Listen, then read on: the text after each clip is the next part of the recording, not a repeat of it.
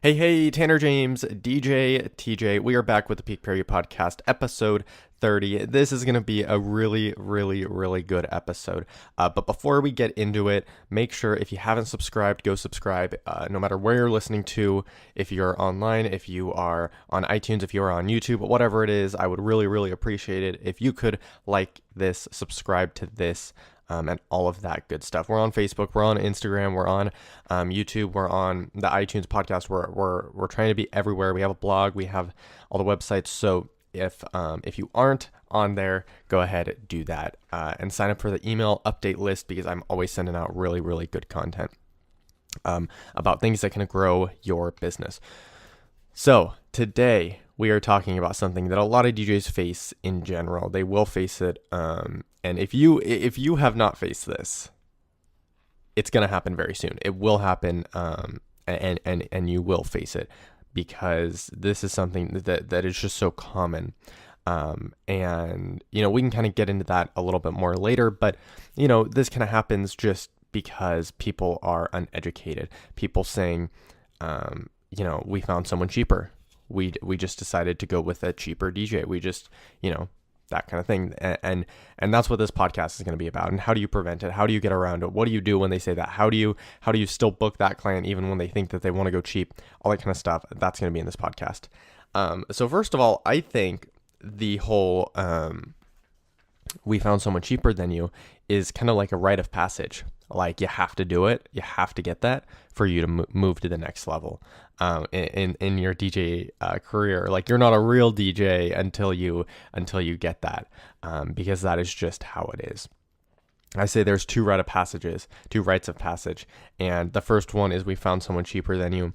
And the second one is when you don't get paid from an event, because it happens to all of us DJs. And I kind of think you're not a real DJ until it's happened to you.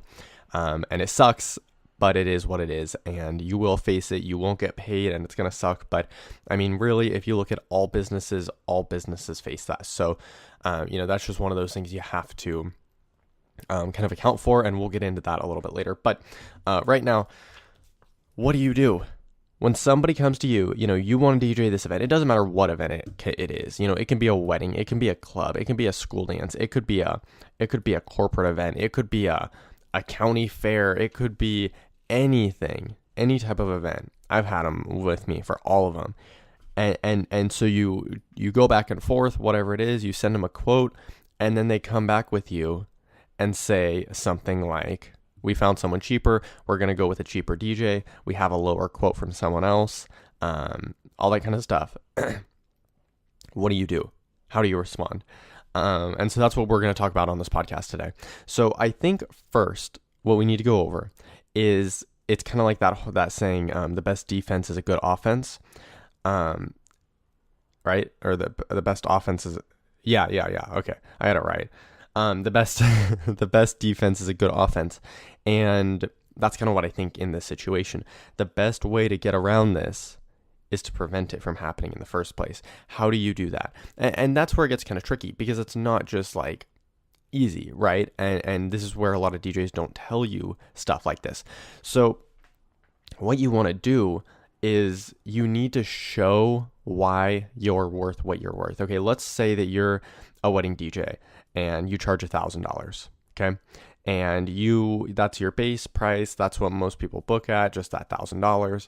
And there's another DJ for $600, and you offer a great service. You offer a premium service, and you do a great job with your events. And you aren't just booking events just to book them. You really want to help these people. You want to help them make their event memorable and make sure that it's a good event and all this stuff, and you really care. And then the $600 DJ takes all your work, and you're kind of like, dude, like, how? I mean, I know when I was starting out, there was somebody, and he was about 120 miles away from me, but he would travel up to my town to book events. Okay? Like, that's kind of crazy to think about. And the thing is, I knew how much he was charging, and he was not charging enough to make it worth it.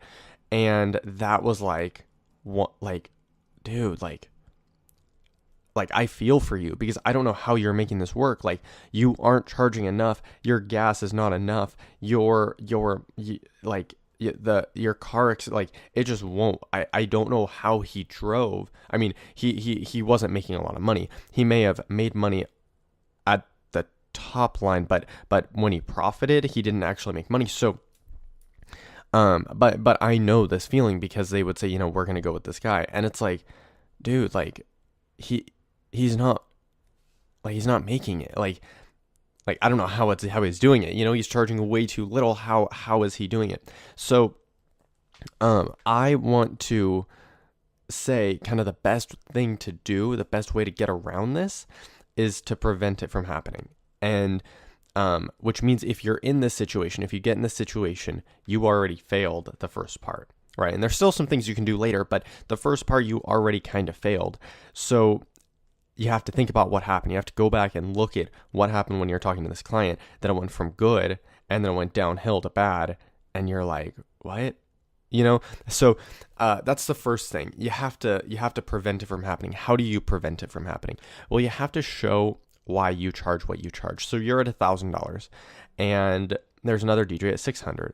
Well, what's the difference between you and him? Really? Like, what is the difference? Because really, it looks like you guys have the same stuff. You both have speakers on tripods and you both have a sub, and, you know, both of you say it's top of the line equipment, and, you know, you guys are the same. And I just posted something on my Instagram about DJ facades and how the facades, they make every DJ look the same, and we don't want that.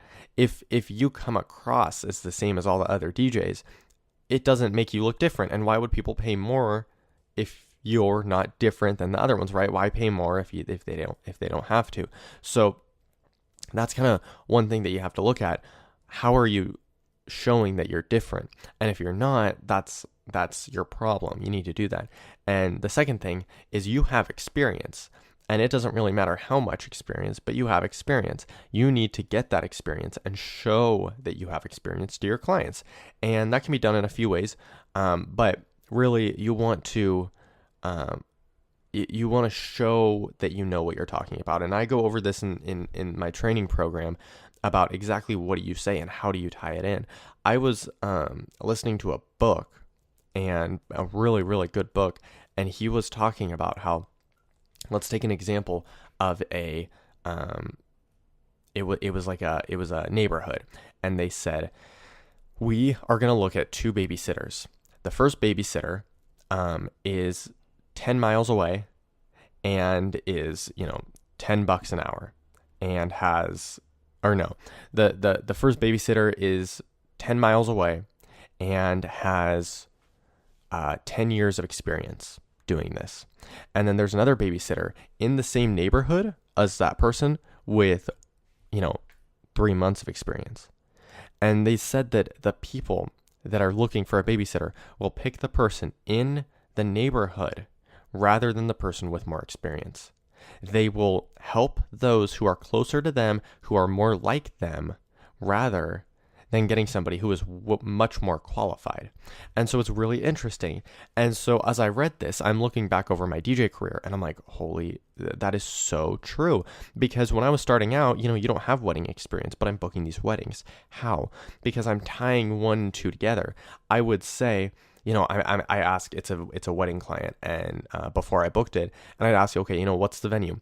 And they would say, oh, you know, it's venue number 3. And I'm like, oh, that's cool. I was just at venue number 3 for a Sweet 16 recently. That's awesome. I love it there. So what I'm doing here is I'm tying the connection. I'm making a connection between me and them. And that is pretty cool because now they feel like that we have something in common. It's not that I was DJing a wedding there, it was a Sweet 16, but I was at this venue.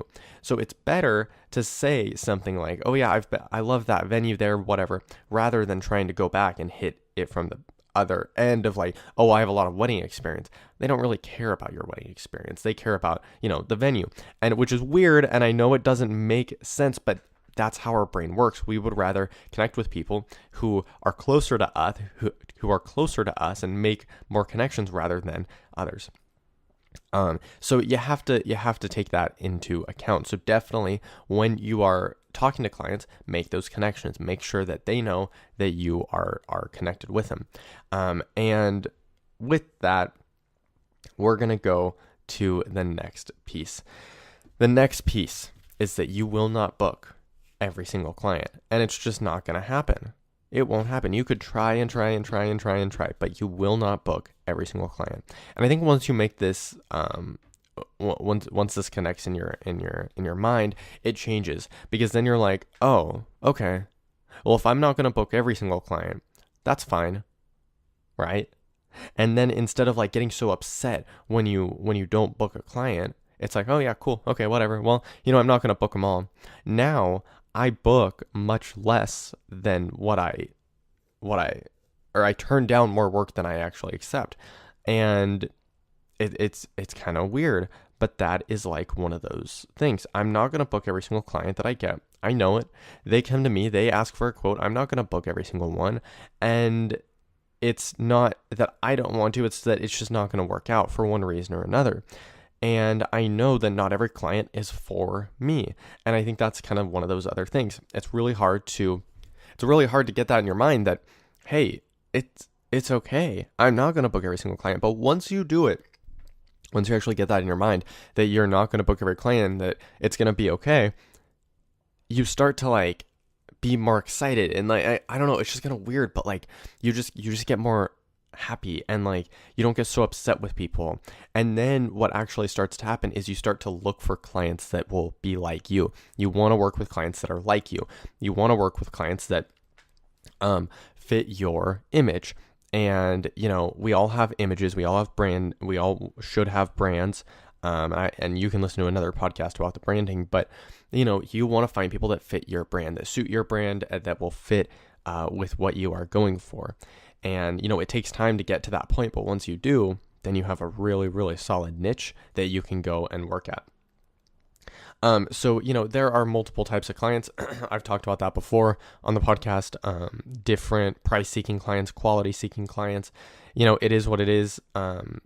They just want different things. And I did a video about headphones and how there are, why would people buy Beats by Dre headphones when you can get pretty much the same ones from Apple and they come free?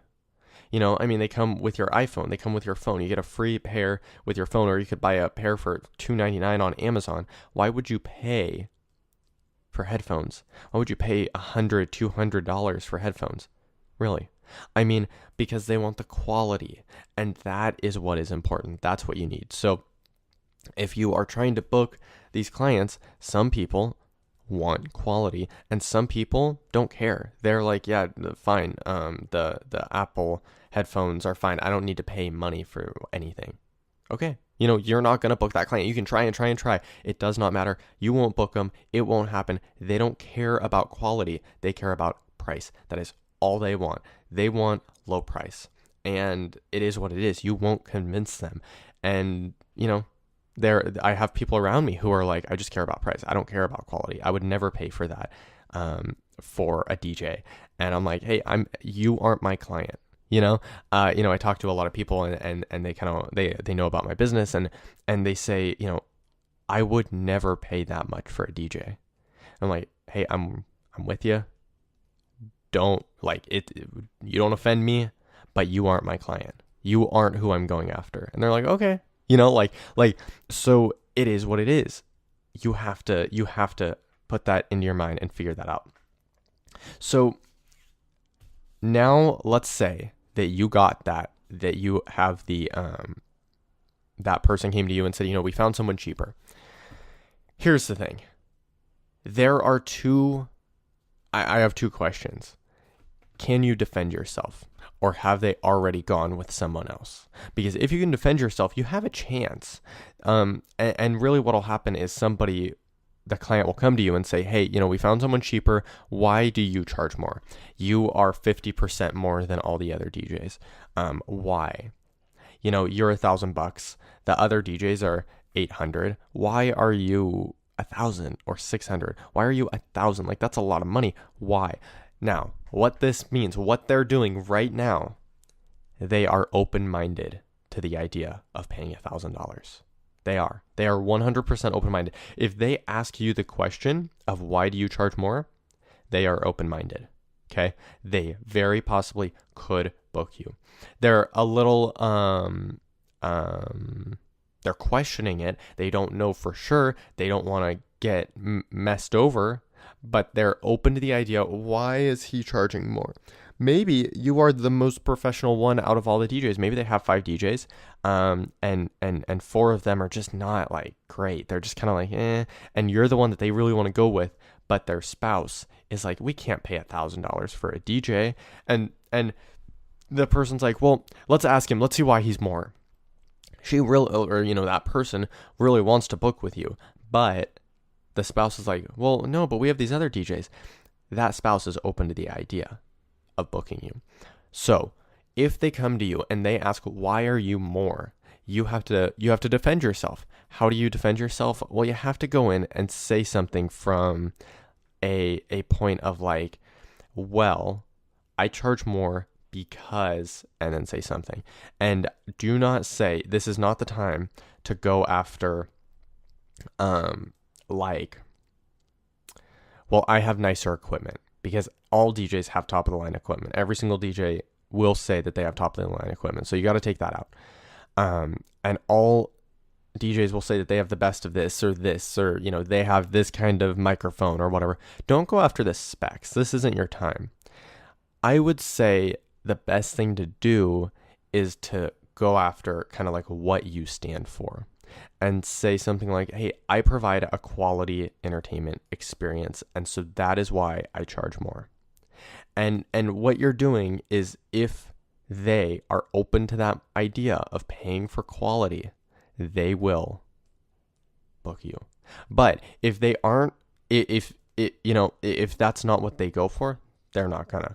But you want to go and say, look, I provide a quality entertainment experience. I will make sure that you are happy. I will go above and beyond to make sure that you are happy. I am the right choice. I want to help you out.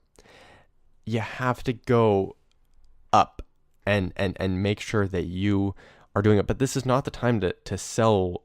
I mean, this is the time to sell your services, but not the time to sell small things like, oh, whatever. Oh, I have this kind of lighting, it's SMD lighting and LED. That's not what they care about right now. That will not do it. You need to go a higher think. You need to go after emotions right now, because that's what they want. And do not put down other DJs. I posted about this too, about putting down other DJs. You don't want to put down other DJs. That makes you look bad. Just talk about yourself. Talk about all the good that you can do. Hey, I provide a quality entertainment experience, and that is why I charge more. I will make sure you're happy. I will, go above and beyond to make sure that your event is everything you want it to be. I personally say that I want to create memories, so I would throw that in there. I will make sure that you have awesome memories for this event, and just kind of like let it sit, let it kind of go down slow, and then if you're talking to them, if they like that, which they will, they'll book you. If they don't, they're not going to book you. They won't ever book you. You dropping the price isn't going to do it. It's not going to work. It is what it is. And with this, if you get into this situation and they're like, you know what, we're just tight on budget, we're going to go with someone else. Say, awesome, happy, hope you have a great event. Totally understand. If you ever need anything, please feel free to reach out. I do that a lot. And the thing with that is nice, because what'll happen is, if that other cheap DJ bails on them for one reason or another, all you have to do, they will think of you. So all you have to do is just, they're going to come back and say, hey, X, Y, and Z. You already sold them. All you have to do is say, this is a price. Bam, let's go. And I don't recommend upping the price then once they're desperate, because that's kind of, I don't know, I don't like that. But, you can do whatever you want. And lastly, can you negotiate? This is going to be more towards a example if there isn't another DJ. If they're like, hey, this is what's up, can you come down in price? You're a little bit more expensive than what we really wanted to pay. Can you come down in price? Can you come down in price? Is it possible? I am not against negotiating. And I like everybody talks about how they don't negotiate, and everybody does negotiate. Let me tell you, everybody's negotiating in one way or another. And so, all these DJs like to talk about how they don't negotiate. Really? Come on. Everybody negotiates. So that's kind of that. But is it possible for you to negotiate and maybe not dropping the price down to $600, but maybe you add something in? Hey, I can do this for you. I can't do that, but I can do this. Maybe they want 600 and you're at 1,000 and you're like, hey, I can't come down that low. It's just not, it won't work for me. But what I can do is give you this upgrade. Sometimes that works. Sometimes it does. Sometimes you need to come down in price. Maybe they don't need lighting and you can take lighting out. Or maybe there's a service that you offer that you could pull out because they don't need it. And, here's the thing about this. You need to get out there. You need to get experience. So if you've been DJing for a long time and you're really just doing it for the money, then you don't need to negotiate. But if you're starting out and you want to get experience and you need experience, you need to get out there, which means working below your worth. You may be worth $50 an hour. You're going to be working below that when you're starting out and you have nothing. You need to get out there. You need to learn. You need to get the experience, because if you don't get the experience, somebody else is, and they're going to take your work. Because again, it goes back to the beginning. I was talking about how, I didn't have wedding experience and I'm booking these weddings. The other DJs should have been talking about their experience. I mean, using at least a little bit more than me. I had 0 wedding experience and I'm booking weddings. These other DJs should have been talking about their experience. Maybe not all the way. They should have been using the venues too, but I couldn't use my wedding experience because I didn't have any wedding experience. Does that make sense? So if you have experience, you need to use that, but don't that shouldn't be your only thing. Does that make sense? So make sure that you're using experience and you're using your connections that you have with that person to build a relationship and make sure that you are connected. So look, altogether, it's gonna happen. You're gonna get that that line. We found someone cheaper. You're too expensive. You're overpriced. All that kind of stuff. You're gonna get it. And the thing is, you can't. There's a little bit of stuff that you can do, but sometimes there's not. Sometimes you just can't do anything. Sometimes it's just like over. You just have to move on, find another gig. Sometimes that's just how it is, and it kind of sucks because you don't necessarily want to just move on. But sometimes, they're going after price. You are going after quality. It is what it is. They don't want to book you. Fine. Move on. Find the next person. Find someone who does want to book you and move on. That's what I can tell you. If they don't want to book you, don't force them to. They're not gonna. They won't pay your $1,000. So move on. Find someone who will pay $1,000. Find someone who will pay $1,500. Find someone who will pay $2,500 because they will be good. So altogether, again, if you can negotiate, try and negotiate. It is, if you can, but don't just drop your price. And again, I think you should stand with your price. If you're at 1,000, stand at 1,000 and add something in of value to them that can help them. And if they ask a question of you, if they ask you something like, why are you charging more? That is your time to actually sell yourself. Go after emotions and sell yourself. Say, this is why I actually charge more than the other DJs. So I hope you learned something from this podcast.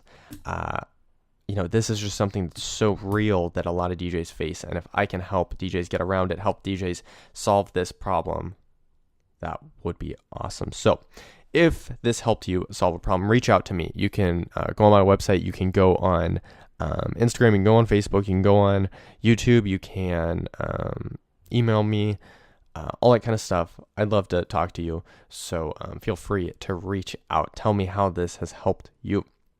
If you have any questions, feel free to reach out, and make sure you subscribe on YouTube, on Instagram, on Facebook, on this podcast. Make sure you give it a thumbs up or a 5-star rating. I really appreciate it, and it really does help us out. So I will be back next week.